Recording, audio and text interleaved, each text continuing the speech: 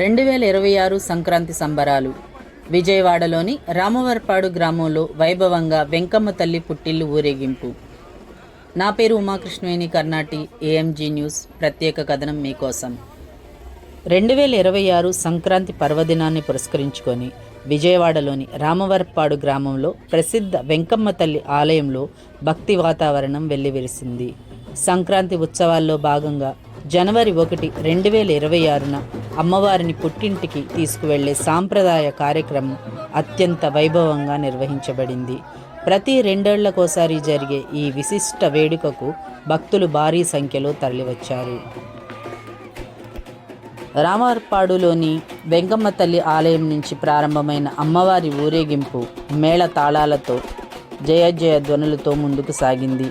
విజయవాడ నగర వీధులు భక్తులతో కిటకిటలాడాయి. మహిళలు, యువత, వృద్ధులు, అన్ని వర్గాల భక్తులు ఈ కార్యక్రమంలో పాల్గొని అమ్మవారిని దర్శించుకున్నారు.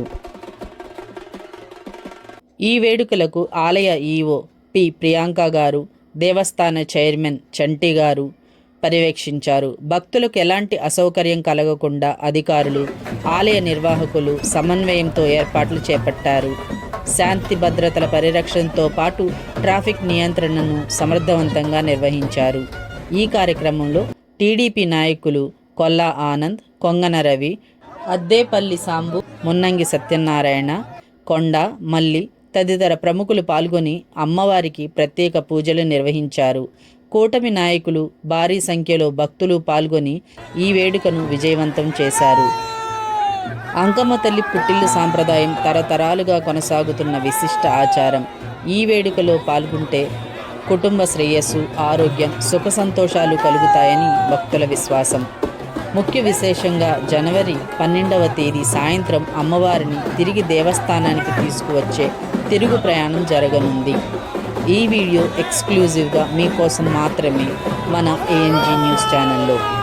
ఈ వీడియోలో మీరు చూస్తున్న దృశ్యాలు 2026 జనవరి 1న సంక్రాంతి సంబరాల్లో భాగంగా జరిగిన వెంకమ్మ తల్లి పుట్టిల్లు ఊరేగింపు. భక్తుల కోలాహలం, సాంప్రదాయ వైభవాన్ని ప్రతిబింబిస్తున్నాయి. నా పేరు ఉమాకృష్ణవేణి కర్ణాటి, ఏఎంజీ న్యూస్.